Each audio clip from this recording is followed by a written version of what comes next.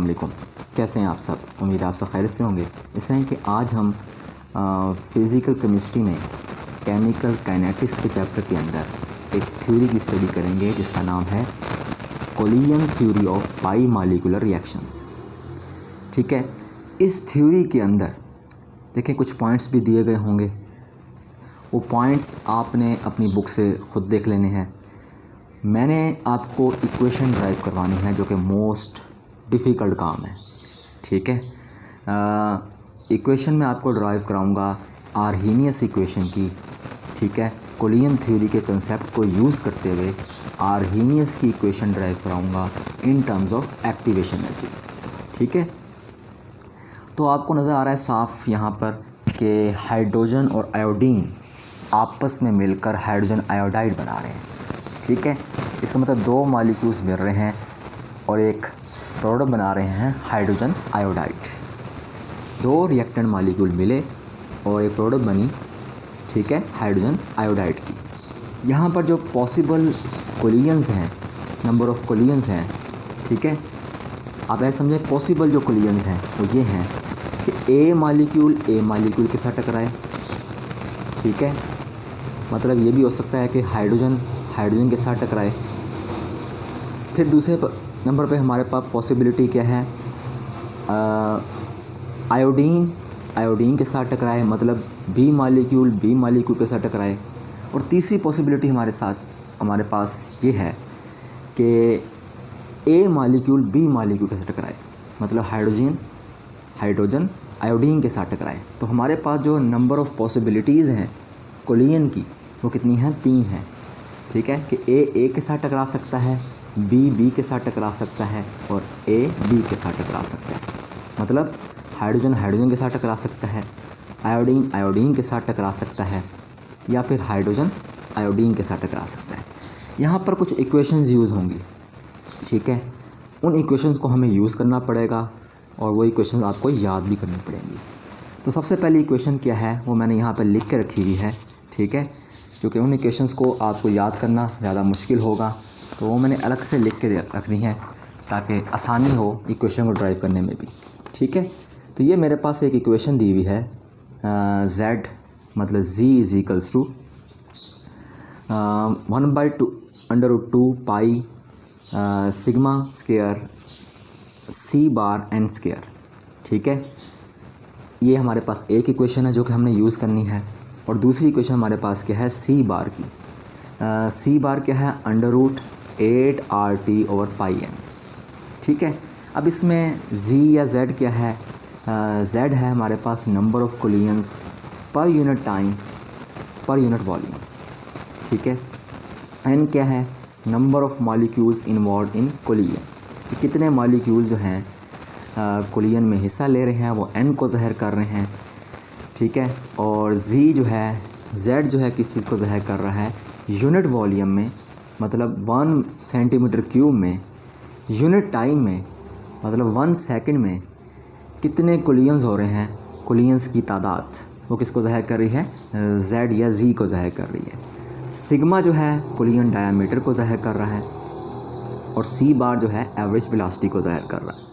ठीक है, अब ये इक्वेशन हम यूज़ करेंगे और फिर इसको जो है, तो ये इक्वेशन जो है मैं लिख लेता हूँ, z इज़ इक्वल्स टू, इस इक्वेशन को आपने बड़े आराम से तसल्ली के साथ समझने की कोशिश करनी है। z है हमारे पास 1/√2 है, और हमारे पास क्या है, पाई है, फिर हमारे पास क्या है, सिग्मा का स्क्वायर है, और फिर हमारे पास क्या है, c बार है, और उसके बाद हमारे पास क्या है, n स्क्वायर है।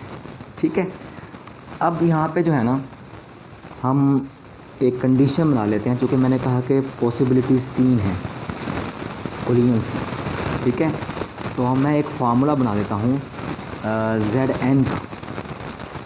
Zn का फार्मूला क्या होगा, Zn बराबर होगा ZAA। ठीक है, मतलब ये कोलियन नंबर ऑफ़ कोलियंस को ज़ाहिर कर रहा है जब ए मालिक्यूल का टकरा रहा होगा। ठीक है, रिएक्टेंट का रिएक्टेंट के ए मालिक्यूल के साथ टकरा रहा होगा।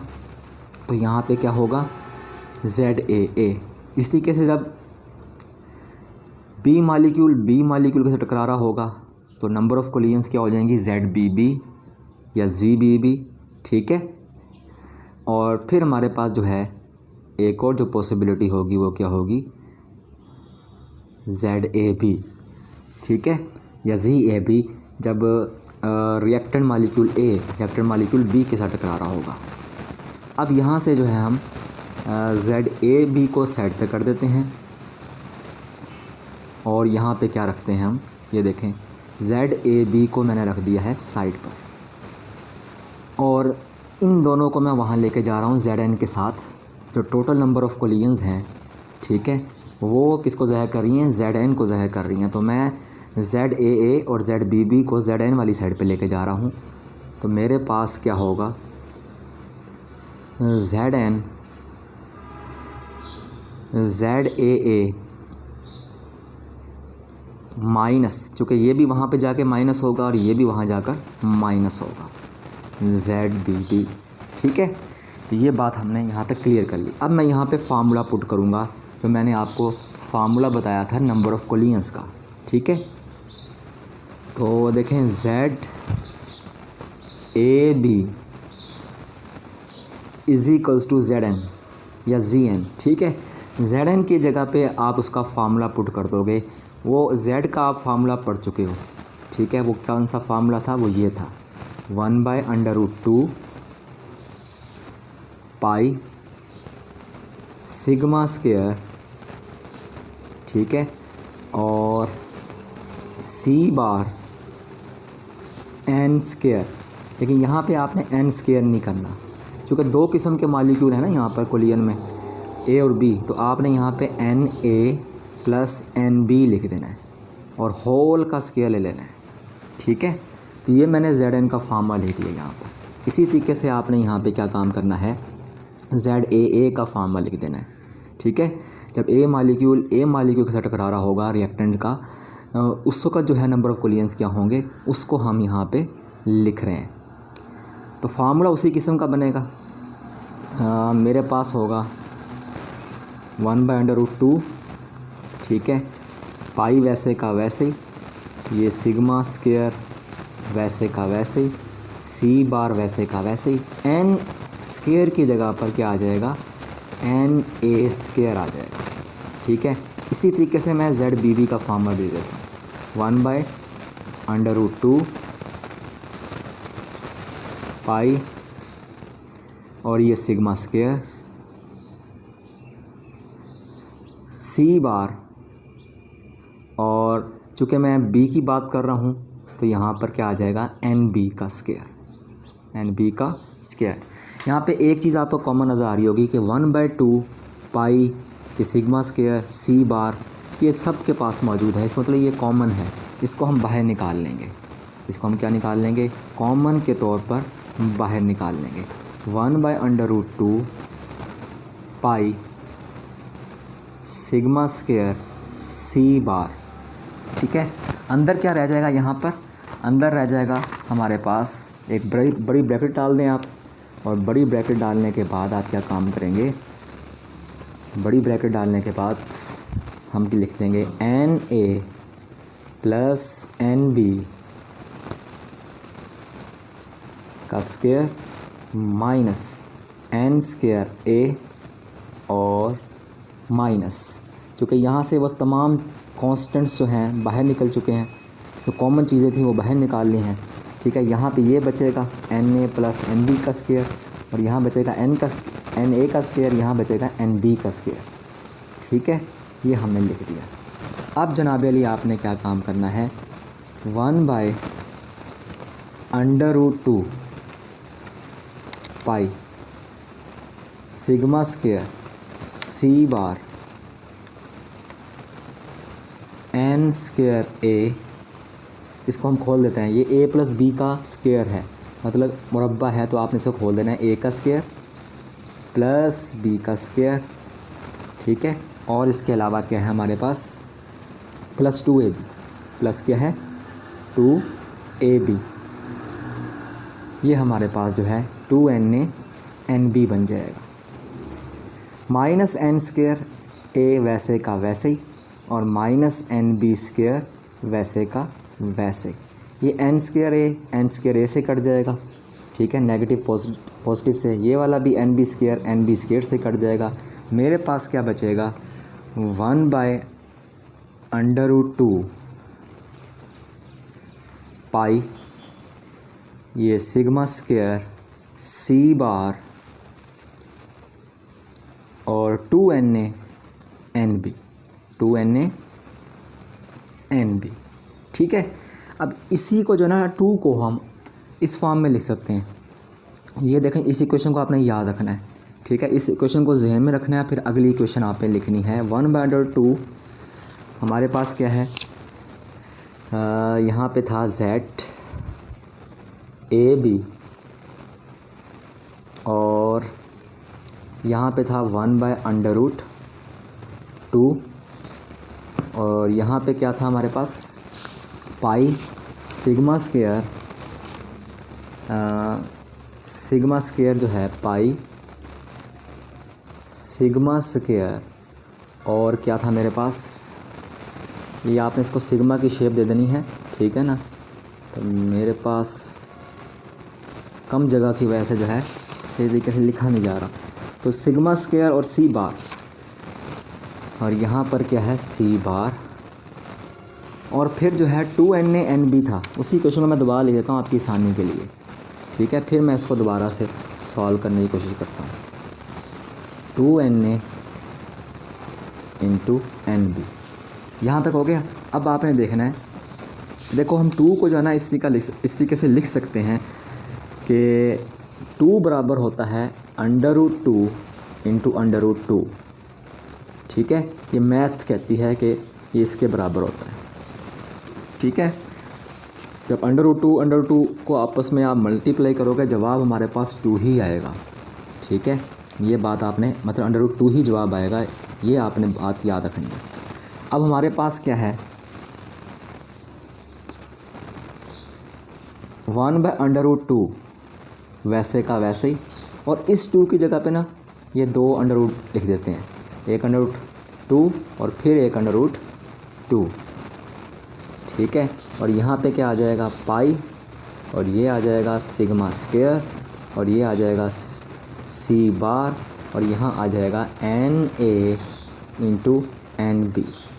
ये वाला √2 1 √2 से कट जाएगा। वो जो 2 था उसकी जगह मैंने 2 √2 लिख दिए, ठीक है, मैथ के रूल के मुताबिक। फिर हमने क्या काम किया, ये देखें हमारे पास इक्वेशन आ गई है अब √2 पाई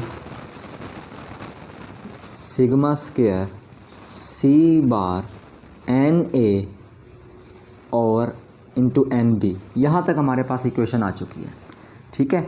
अब इसमें आपने सी बार की वैल्यू पुट कर देनी है। सी बार की वैल्यू मैंने आपको लिखवाई थी, अभी थोड़ी देर पहले दिखाई भी थी, ठीक है। वही आपने जो है वैल्यू इसके अंदर पुट कर देनी है।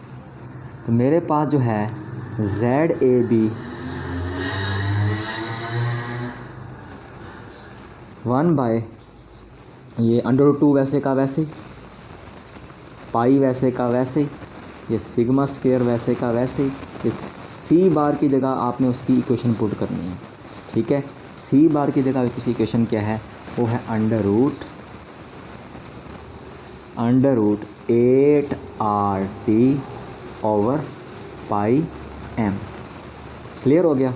और साथ ही हमारे पास क्या आ जाएगा, NA × NB।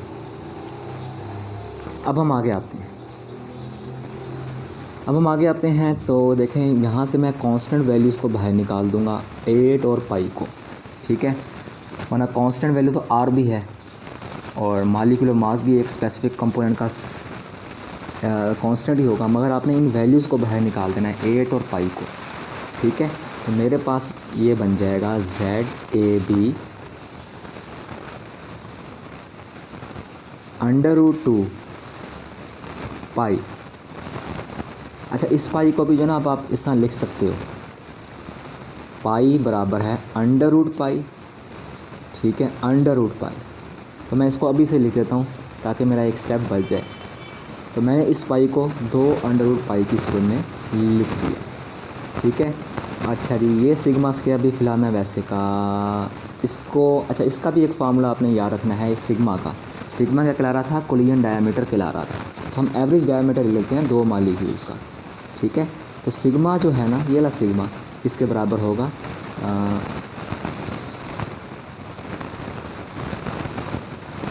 सिग्मा ए plus sigma B over 2 whole का स्क्वायर,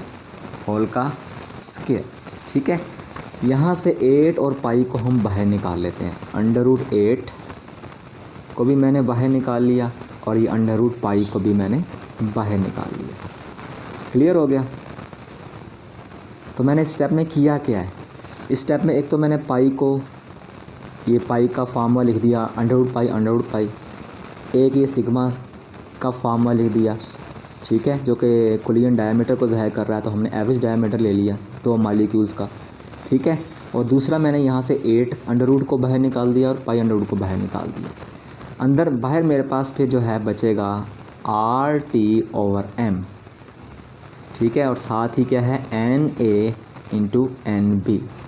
अब इसको जो है ना, हम एक पाई को एक पाई से काट देते हैं। पाई से कट गया।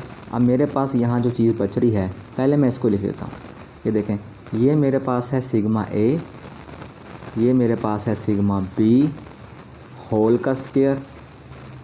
ये बराबर किसके होता है, ये देखो 2 का स्क्वायर किसके बराबर होगा, 4 के। ये हमने काम कर दिया। अच्छा, 2 और 8 दोनों दोनों में क्या है, अंडर रूट है। तो दोनों का एक कॉमन अंडर ले लेते हैं, ठीक है। और 2 जब 8 के साथ मल्टीप्लाई खाएगा क्या बनेगा, 16। क्या बनेगा, 16, ठीक है। दोनों एक ही अंडर में आ जाएंगे और 2 जब 8 से मल्टीप्लाई खाएगा क्या बन जाएगा, 16। और ये जो है मेरे पास देख लो RT। अच्छा, ये एक पाई यहाँ पे पहले से बचा हुआ है, ये मैं यहाँ लिख देता हूँ अंडर की सूरत में, ठीक है। RT/m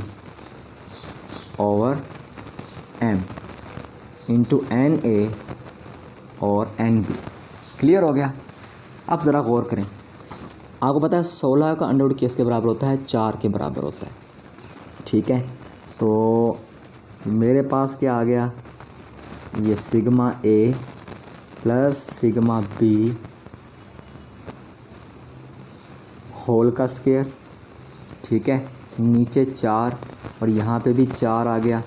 और ये वाला पाई वैसे का वैसे ही, और ये वाला जो है हमारे पास अंडर की जो इक्वेशन है ये वैसे की वैसे ही।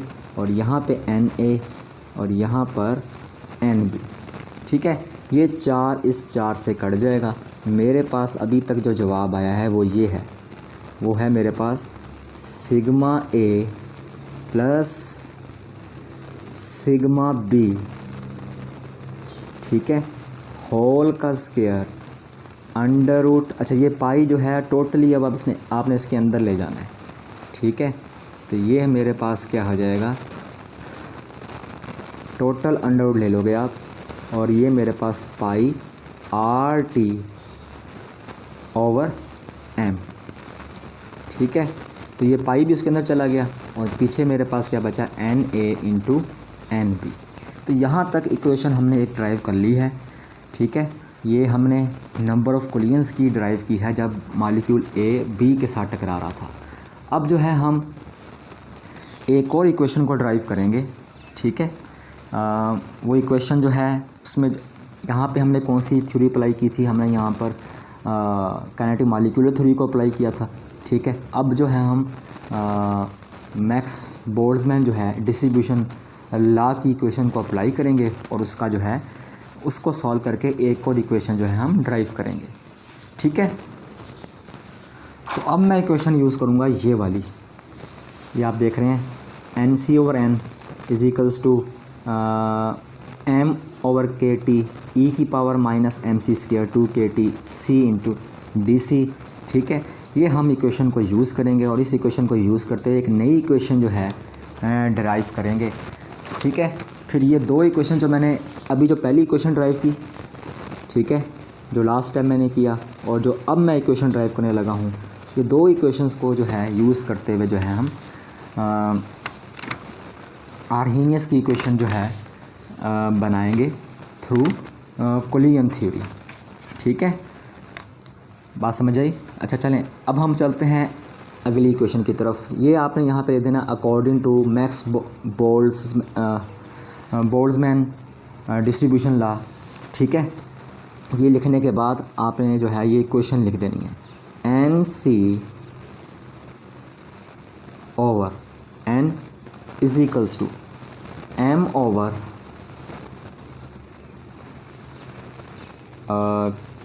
के टी, ये हो गया आपके पास, और साथ ही आपके पास ई एम सी स्क्वायर ओवर 2 के टी।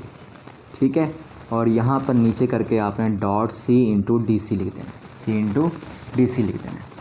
ठीक है, यहाँ पे ना एक काम आपने खुद से करना है, एन को ऊपर नीचे मल्टीप्लाई कर देना है, कैपिटल एन को एन से जो है ऊपर नीचे आपने मल्टीप्लाई कर देना है। तो यही काम मैं करने लगा हूँ, एन एम ओवर एन, यहाँ पे एन डाल दो, ठीक है, के टी, और यहाँ पे भी आपने यही काम करना है, ई की power minus n M C square over 2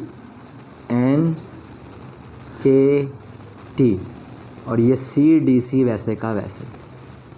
ठीक है, यहाँ तक आपको बात समझ आ गई होगी, मैंने खुद से एन जो है इसे डाल दिया। अब आपने क्या काम करना है यहाँ पर, अब आपने काम ये करना है, अब आप काम ये करोगे कि हमारे पास क्या है, हमें आइंस्टाइन की इक्वेशन पता है, E is equals to m C square होता है। ठीक है, मगर जब हम एवरेज मॉलिक्यूल्स की बात करेंगे, एवरेज काइनेटिक एनर्जी की बात करेंगे, तो हमारे पास जो फार्मूला बन जाएगा वो इस तरह का फार्मूला बनेगा, E is equals to n M C square over 2। ठीक है, ये एवरेज काइनेटिक एनर्जी को ज़ाहिर कर रहा है। कौन सी एनर्जी को ज़ाहिर कर रहा है? एवरेज काइनेटिक एनर्जी को।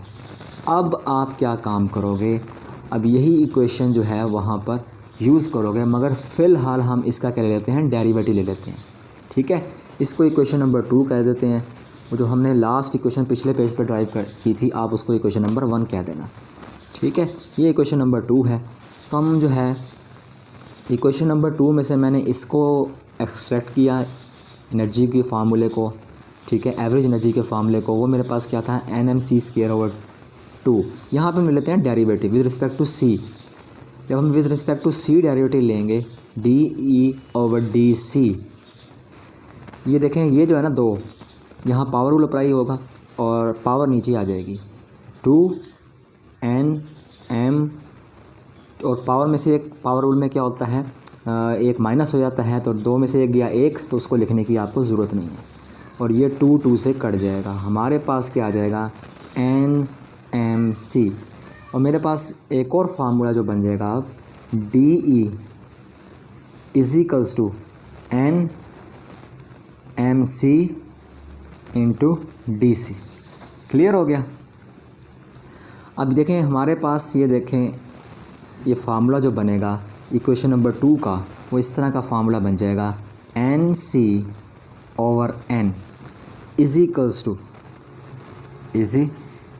टू क्या हमारे पास होगा, वो हमारे पास ऐसे होगा कि डी, देखें एम वैसे का वैसे ही, ये इस इक्वेशन को आपने यूज़ करना है। ठीक है, एन एम को आपने वैसे ही वहाँ ले जाना है। अब मेरे पास बचेगा ये वाली इक्वेशन, मैं फ़िलहाल लिख देता हूँ 1 ओवर एन के टी। ठीक है, ये मेरे पास हो गया। जब मेरे पास ये आ गया है, तो अब मैं क्या काम करूँगा, n M C square over 2 की जगह पे मैं क्या पुट कर दूँगा, ई पुट कर दूँगा, तो ये मेरे पास आ जाएगा माइनस ई। इसका मतलब मैंने n M C square over 2 की जगह पे क्या पुट कर दिया है, ई पुट कर दिया। ठीक है, नीचे क्या बचेगा मेरे पास, NKT बचेगा सिर्फ, ठीक है। NMC²/2 की जगह मैंने E पुट कर दिया, NKT वैसे का वैसे ही। और ये NMC, ये जो मेरे पास NM, ये C इंटू DC, ये देखें ये किसके बराबर है, ये DE के बराबर है। इसकी जगह मैं DE लिख देता हूँ, 1/NKT।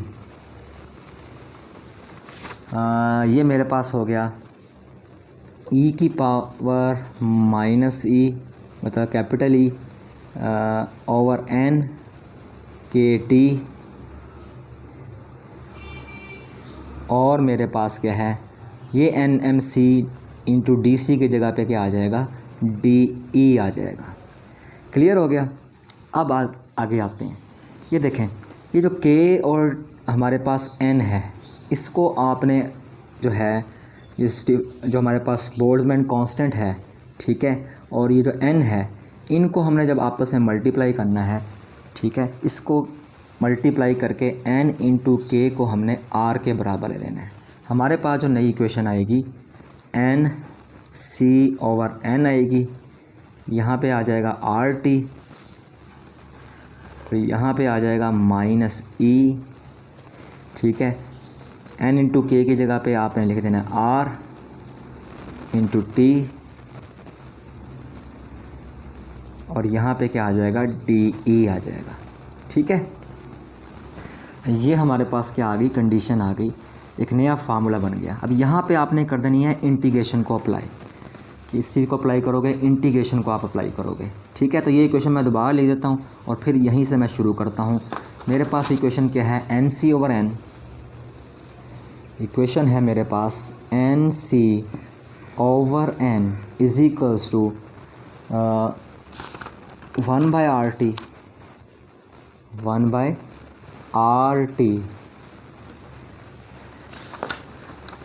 साथ ही मेरे पास क्या है, E की पावर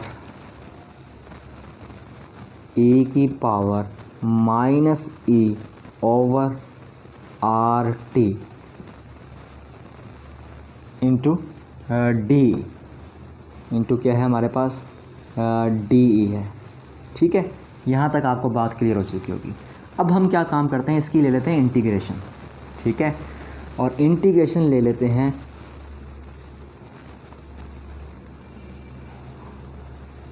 तो यहाँ पे मैं अब इंटीग्रेशन का कंसेप्ट अप्लाई करने लगा हूँ। E की पावर -E/RT इंटू D, यहाँ पे साथ ही लिमिट्स भी अप्लाई कर देते हैं। इन्फिनिटी से कहाँ तक आएगा, ये इन्फिनिटी से आएगा ये एक्टिवेशन एनर्जी तक, क्योंकि आपको मैंने बताया था कि आपने इसकी थ्योरी में पढ़ लेना है कि जो है ना, इस कोलियन थ्योरी, जो बायोमॉलिक्यूलर कोलियन थ्योरी है, इसमें जो है एनर्जी एक्टिवेशन एनर्जी से ज़्यादा होती है, ठीक है। तो उसके लिए हमने यहाँ पे लिमिट अप्लाई कर दी, 1/RT वैसे का वैसे ही। अब E के ऊपर कोई भी पावर होना, उसकी इंटीग्रेशन यही होती है। इंटीग्रेशन क्या होती है, -E/RT, ठीक है। और यहाँ पे आपने एक बात याद रखनी है,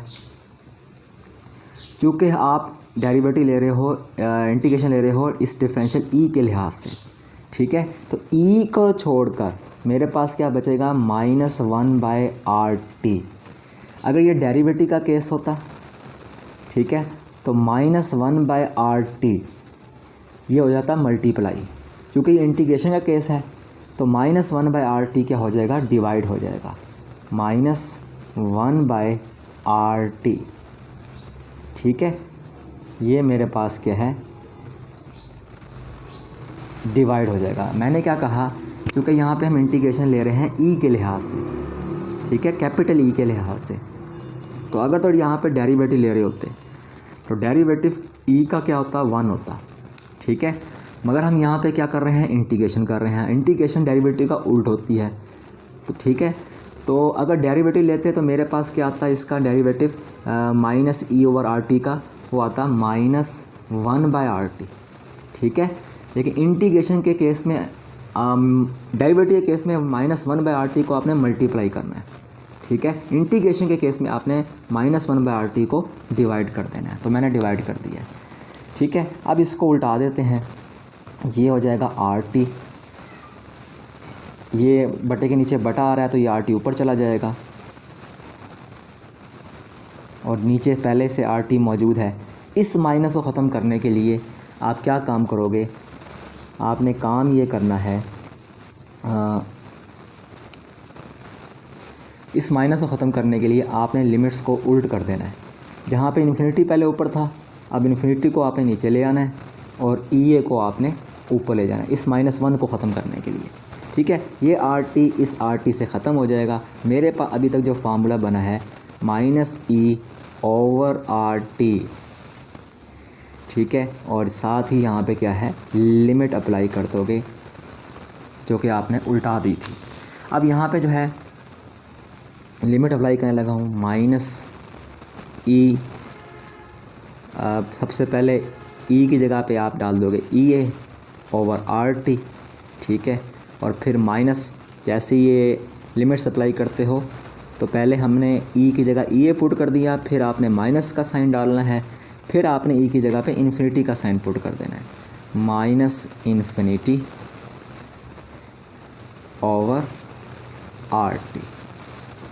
ठीक है। तो मेरे पास ये इस किस्म का फार्मूला बन चुका है।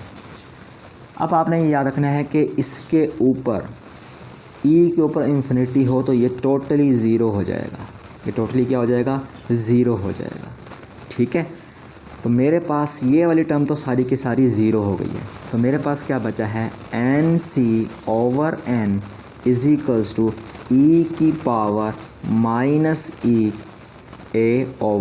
E⁻EA/RT। यहाँ तक मेरे पास क्या है, फार्मूला बन चुका है, ठीक है। यहाँ तक आपको कोई मसला हो तो आप एक मरतबा फिर जो है इसको देख सकते हैं, ठीक है। अच्छा जी, अब जो है हम एक नई इक्वेशन जो है ना इसमें डालेंगे। वो कौन सी इक्वेशन है, वो इक्वेशन है हमारे पास रेट इक्वेशन, ठीक है ना। रेट इक्वेशन को हम इसमें इन्वॉल्व करेंगे और जो है इसको मज़ीद हल करने की कोशिश करेंगे। तो इसको आप कह दें इक्वेशन नंबर 3, ठीक है।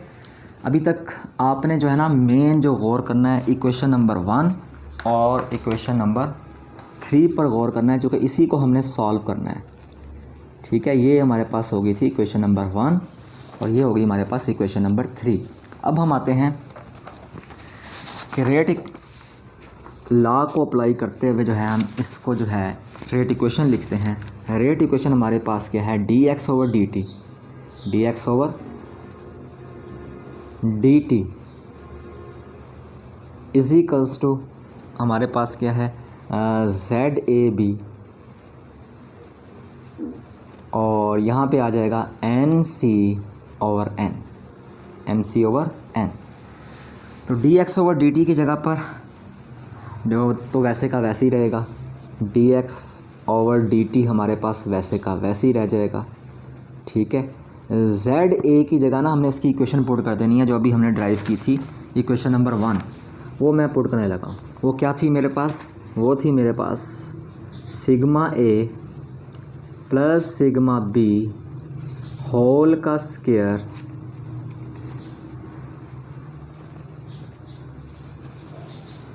πRT/m, ठीक है। और साथ ही जो है NA × NB, ठीक है। और फिर मैंने आपको जो है NC और N की इक्वेशन ड्राइव करवाई, वो थी मेरे पास E⁻EA/RT,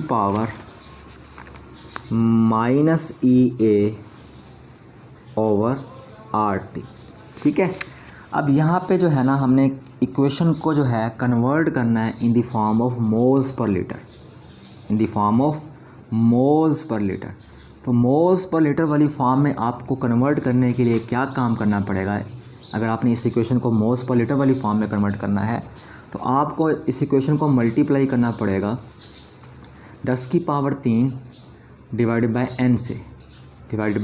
n से। तो यही काम मैं करने लगा हूँ यहाँ पर। ये देखो σA + σB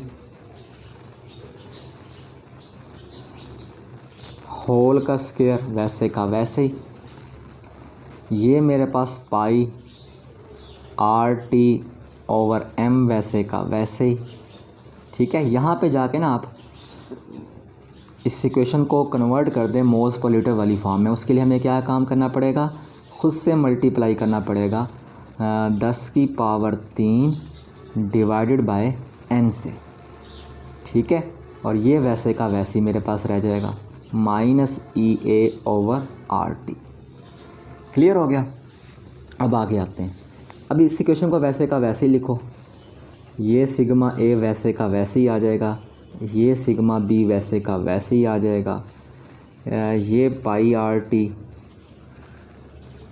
ओवर एम वैसे का वैसे ही आ जाएगा, ठीक है।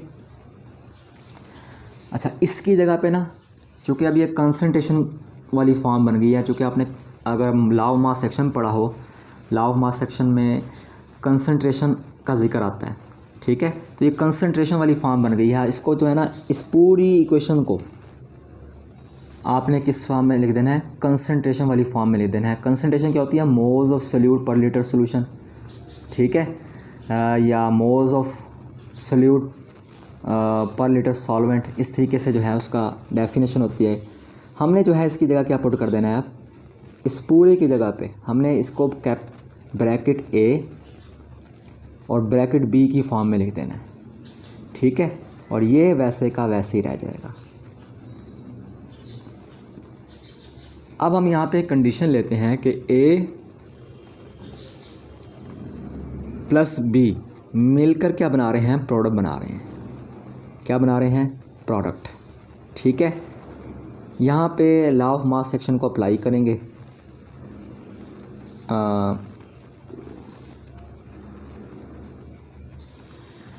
मतलब हम यहाँ पे ये काम करना है कि लॉ ऑफ मास सेक्शन को अप्लाई करना है, जिसमें क्या होता है, रेट ऑफ रिएक्शन जो है डायरेक्टली प्रोपोर्शन किसके होता है, रिएक्टेंट की कंसंट्रेशन के डायरेक्टली प्रोपोर्शन होता है, ठीक है। तो मैंने यहाँ पे रिएक्टेंट की कंसंट्रेशन को मल्टीप्लाई कर दिया है किससे, रेट ऑफ रिएक्शन से, ठीक है। अब आपने यहाँ पे काम क्या करना है, dx ओवर dt वैसे का वैसे ही, और यहाँ पे आपने क्या काम कर देना है, प्रोपोर्शनल का साइन ख़त्म करके यहाँ पे k लगा देना है, और ये वाली ब्रैकेट्स वैसे की वैसे ही आ जाएंगी, ठीक है। ये वाली ब्रैकेट्स आपकी वैसे की वैसी ही आ जाएंगी। तो मेरे पास ये वाली एक इक्वेशन आ गई। तो ये दो इक्वेशंस आ गई हमारे पास, दोनों किसकी हैं, रेट ऑफ रिएक्शन की इक्वेशंस हैं। इन दोनों को आपस में कंपेयर कर लो, ठीक है। और यहाँ से फिर कुछ कटेगा, वो हम देख लेते हैं क्या चीज़ कटेगी। तो एक तो मेरे पास इक्वेशन ये वाली थी, ठीक है, वो मैं यहाँ करके लिख देता हूँ। आप लिखोगे comparing the two equations for the rate of reaction, for the rate of reaction. Comparing करने के बाद आप इन दोनों इक्वेशंस को ऐसे लिख दोगे। ये देखें, एक का मेरे पास जवाब आया था ये वाला, और दूसरे का मेरे पास जवाब आया था ये वाला, ठीक है, रेट ऑफ रिएक्शन की इक्वेशन का। तो मेरे पास क्या आ जाएगा, सिग्मा ए प्लस सिग्मा बी स्क्वायर, और यहाँ पे आ जाएगा under root pi R T over M, ठीक है, और e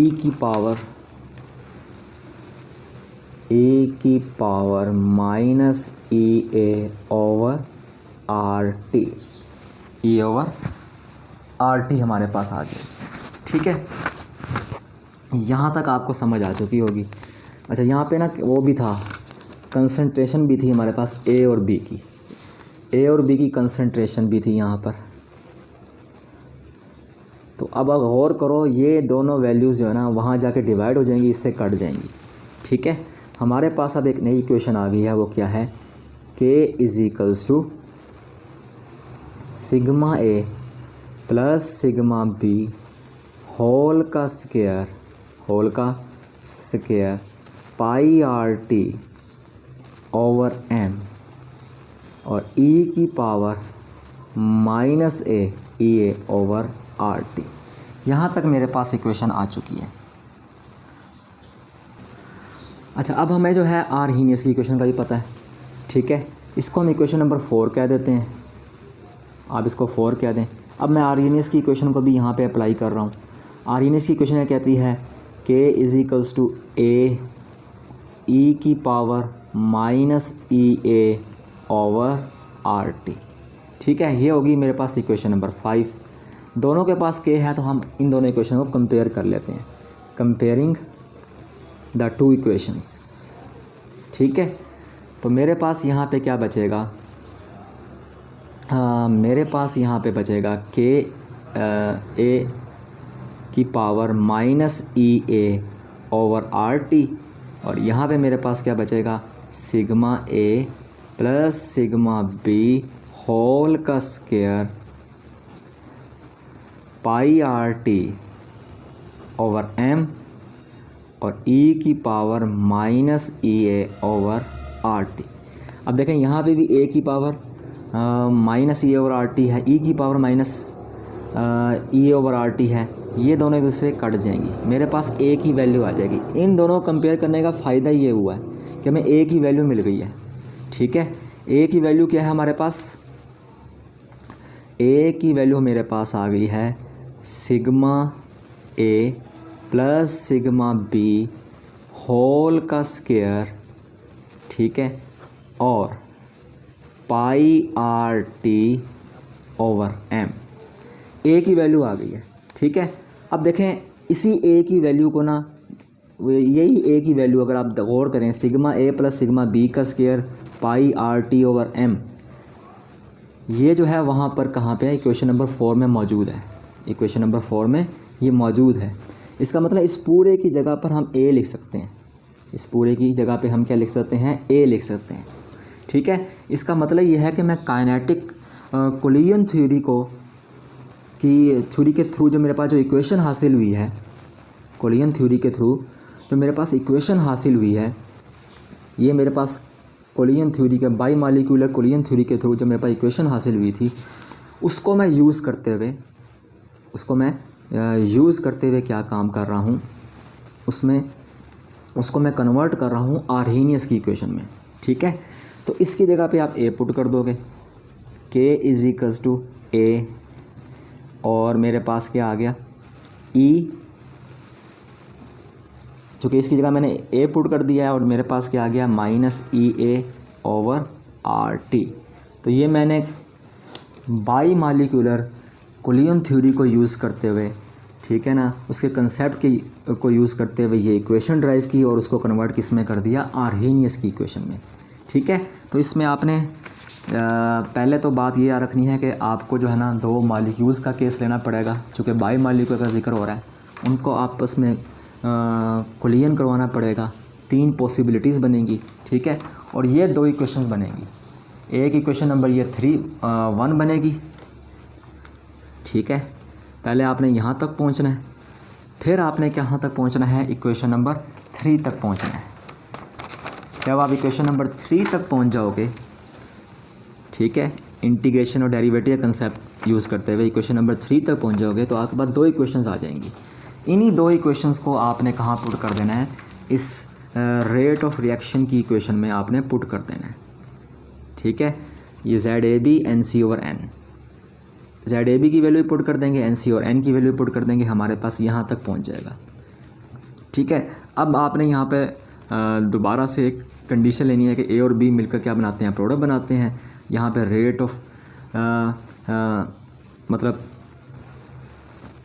ऑफ रिएक्शन की इक्वेशन को आप इन्वॉल्व करोगे, यहाँ पे इस कंडीशन को अप्लाई कर दोगे, मतलब आपके पास ये फार्मूला आ जाएगा। अब आपके पास 2 रेट ऑफ रिएक्शन की इक्वेशन आ गई हैं, इनको आपस में आप कंपेयर कर दोगे, आपके पास यहाँ तक आ जाएगा, ठीक है। फिर आप इसमें आर्हीनियस की इक्वेशन को भी डाल दोगे, यहाँ से आप A की वैल्यू निकाल लोगे, ठीक है। और फिर जो है इस इक्वेशन नंबर 4 में इस पूरे की जगह पे हम क्या पुट कर देंगे, A पुट कर देंगे। ये जो है पाई को ज़ाहिर कर रहा है, इसको ज़ाहिर कर रहा है, पाई को ज़ाहिर कर रहा है। तो मैंने यहाँ पे क्या काम किया है, बाई मालिक्यूलर कोलिजन थ्योरी को यूज़ करते हुए मैंने आर्हीनियस की इक्वेशन जो है ड्राइव की है। बाकी इसके कुछ पॉइंट्स हैं इस थ्योरी के, कोलिजन थ्योरी के कुछ पॉइंट्स हैं, ठीक है, और इसके कुछ फेलियर्स हैं, वो आपने खुद से देख लेने, ठीक है।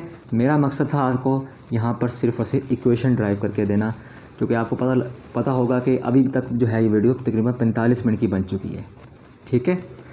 तो 5-10 मिनट का टॉपिक मज़ीद है, वो आप ख़ुद देख लीजिएगा, ठीक है। वो इतना मुश्किल भी नहीं है, उसको खुद समझने की कोशिश कीजिएगा। मैंने आपको मुश्किल तरीन काम करा दिया है, इस मुश्किल तरीन काम में आपको कोई क्वेश्चन होगा तो आप मुझसे पूछ सकते हैं। बहुत बहुत शुक्रिया।